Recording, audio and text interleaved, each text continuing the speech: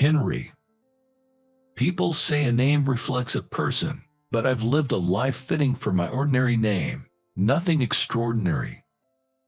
Perhaps the one saving grace is having my dear wife, the most important person in my life. My wife, Emily, was diagnosed with dementia by our family doctor. I met my wife decades ago, a memory now far in the past. Our marriage was what you'd call an arranged marriage. The first time we met was at a matchmaking session set up by our parents. Young people today might find it unbelievable, but arranged marriages like ours were quite common in our era. "Where are we going today, Mr. Johnson?" I almost reminded my wife that she's a Johnson too, but I swallowed my words, watching her joyful expression. When the doctor first diagnosed her, I was shaken and terrified. Dementia can be cured, only its progression can be slowed. I was scared that she would gradually become someone other than the Emily I knew. But even now, Emily is still here, her innocent laughter, reminiscent of our younger days, dazzlingly bright to me. "Let's go somewhere a bit further today." As I took her hand and stood up, my bones creaked. Though I no longer have the youthfulness of those days, my heart still races a bit when I hold her hand. We held hands and boarded an express train, heading towards our destination.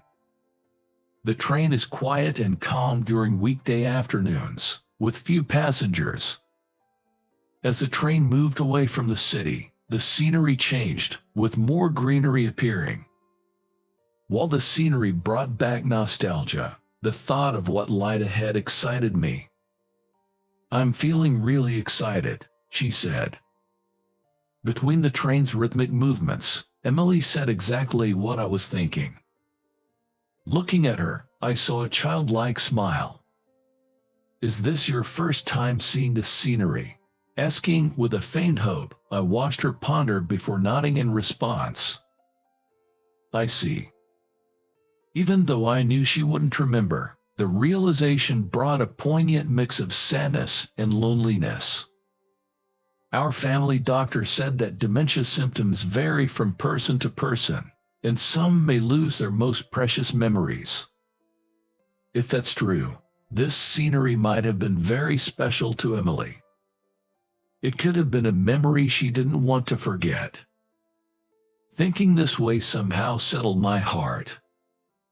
Yet, I still wished she could remember. As I was regretting my question, Emily softly murmured, "Even though it's supposed to be my first time seeing this, it makes me feel so warm inside. Probably because I'm with you, Mr. Johnson." Seeing the wrinkles around her eyes stretch with her smile made my regrets seem to disappear. When we got off the train, we could see a high mountain in the distance. Then, we took a bus deep into the forest, arriving at a hotel surrounded by trees. We finally made it.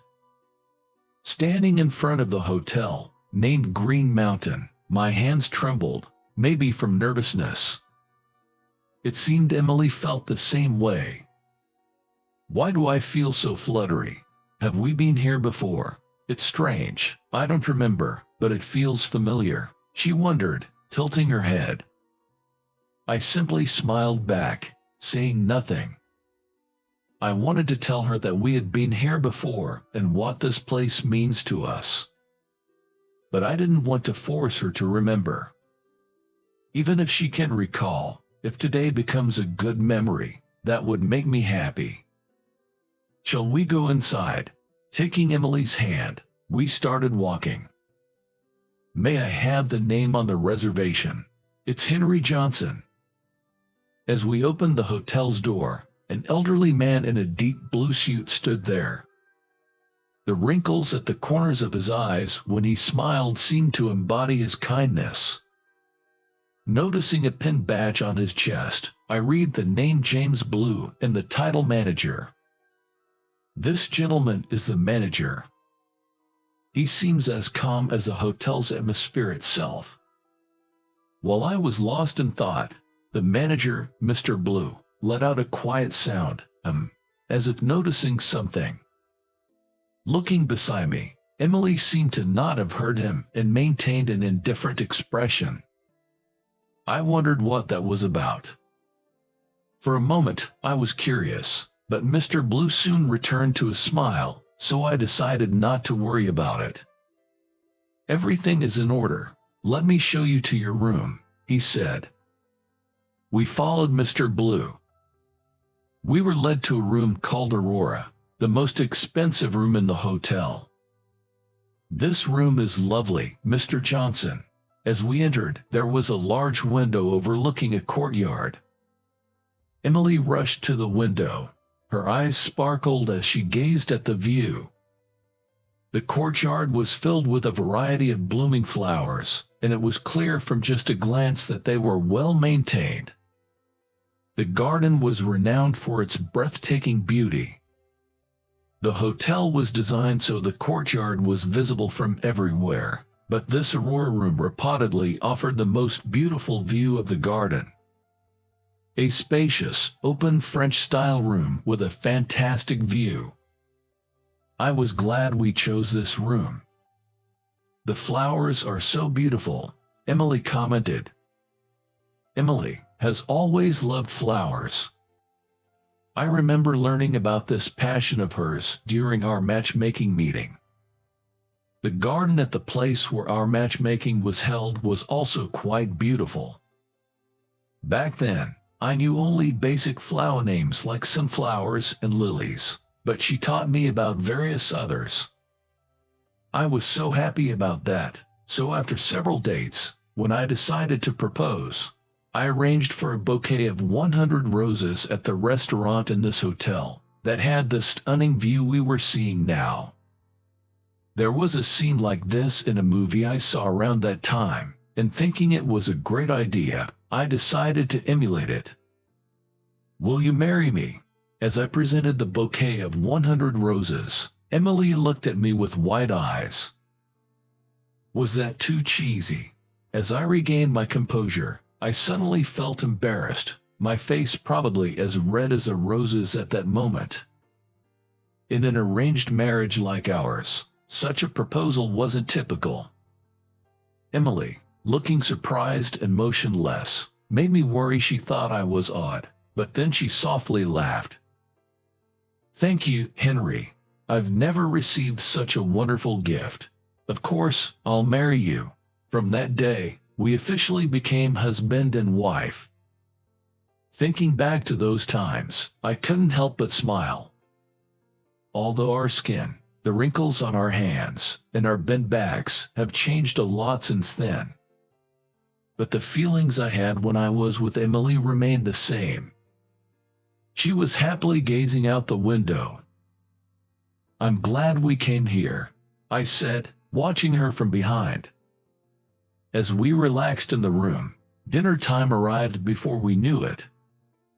The meal, using plenty of local vegetables and fish, was truly delicious. "Since we're here, how about we have a drink together?" I awkwardly suggested after dinner, and Emily nodded. "The dinner was really tasty," she said. She was touching her slightly flushed cheek with a smile. We enjoyed a rare drink together, slowly conversing.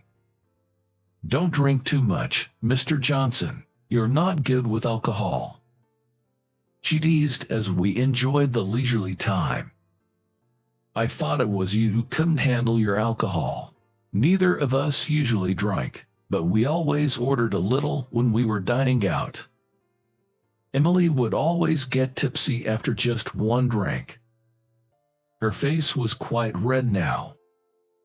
Probably she already felt the effects, but her response was unexpected. "I get red-faced quickly when I drink, but that doesn't mean I'm weak," she claims. What, really? I was completely unaware of this. Surprised, I asked again, and Emily, a bit embarrassed, averted her gaze. I thought appearing weak with alcohol would make me look cuter. I was just pretending.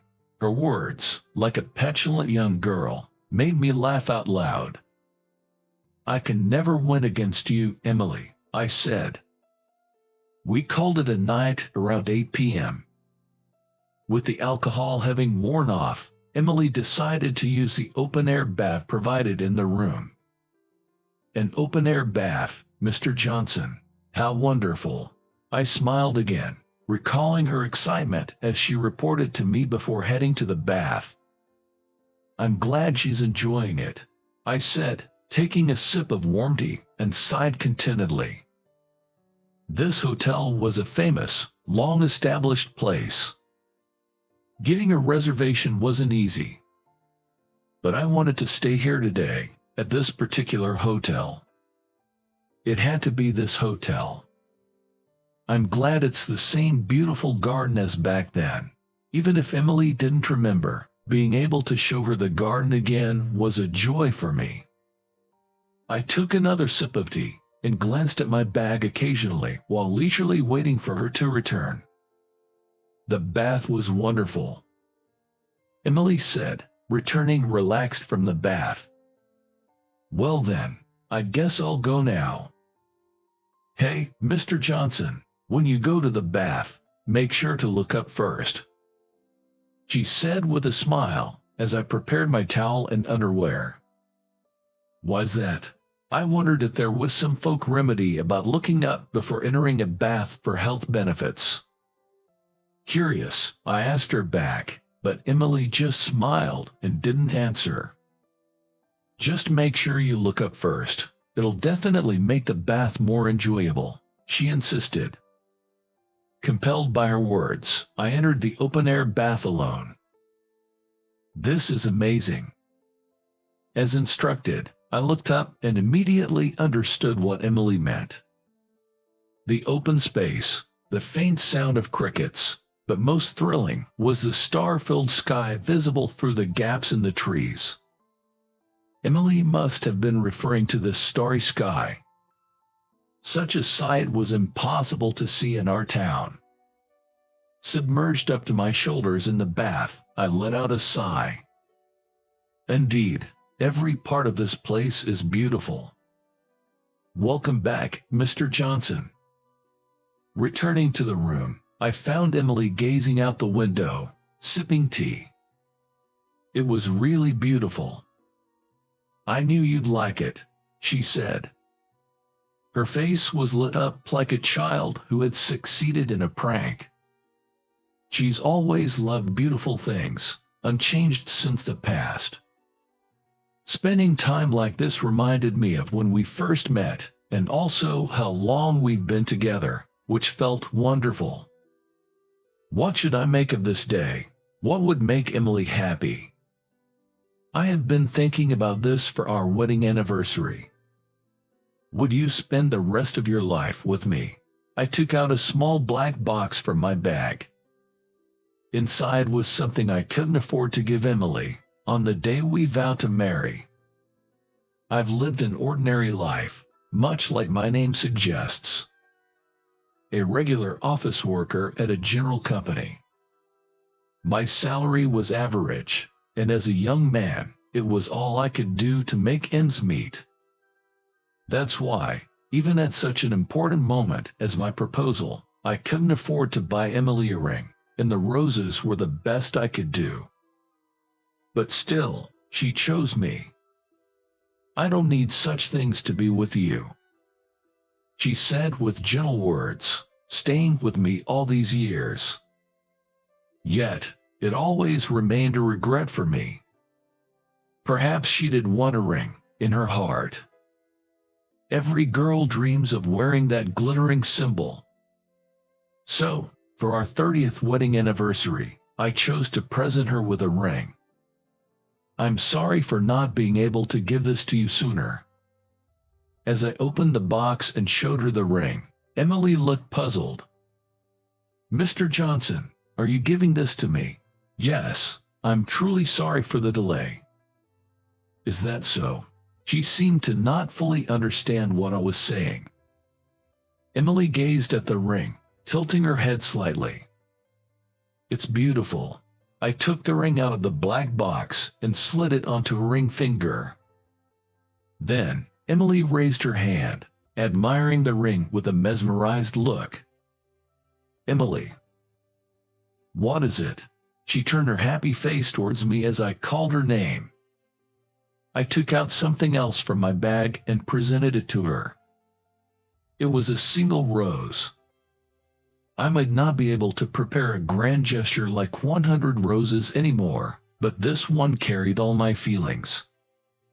I thought the rose might seem underwhelming after the ring. Feeling a bit sheepish, I watched as Emily's eyes widened in surprise. "Thank you, Henry. I've never received such a happy present," she said. I was startled when she called me by my first name. Since her illness, she had always referred to me by my last name. Emily looked at me steadily and gently grasped my hand. "You even prepared a ring for me. Such an expensive item. It must have been hard, right? But you know, I'm happy just being by your side, just being with you," she said, her eyes brimming with tears. Seeing her like that made me tear up too. "I really can't match up to you, Emily." As I smiled softly, we both realized our tears were falling at the same time, and we ended up chuckling together. 30 years ago, I reserved a restaurant in this hotel, known for its garden views, despite having little money. I wanted to stay in this Aurora room but could only afford the restaurant. Though I couldn't afford a ring, I prepared 100 roses instead. "I want to surprise her after dinner," I said. "Understood. What a lovely surprise." The staff had agreed to my whims, and the day before, I had secretly left the 100 roses at the hotel. Looking back, they were very kind to a mere diner like me. It was an arranged marriage, and at that time, we had only met a month ago. But I was desperate to see Emily's happy face. She probably doesn't remember any of it now. Yet, she reacted to the proposal with the same words and expression as back then. "I love you, Henry. I was so glad we could be here today, together in this place." The next morning, we strolled slowly down the hotel's corridor, wrapped in bird song and sunrise. "Mr. Johnson, it was so much fun. This will be a wonderful memory." She was smiling like a child as we walked side by side. Mr. Blue, the manager, greeted us warmly at the reception. "Good morning, Mr. Johnson." After exchanging greetings and processing our checkout, Mr. Blue suddenly paused. "Oh," I heard Mr. Blue make a sound as if he had just realized something. Wondering what it was, I noticed him deepening his smile.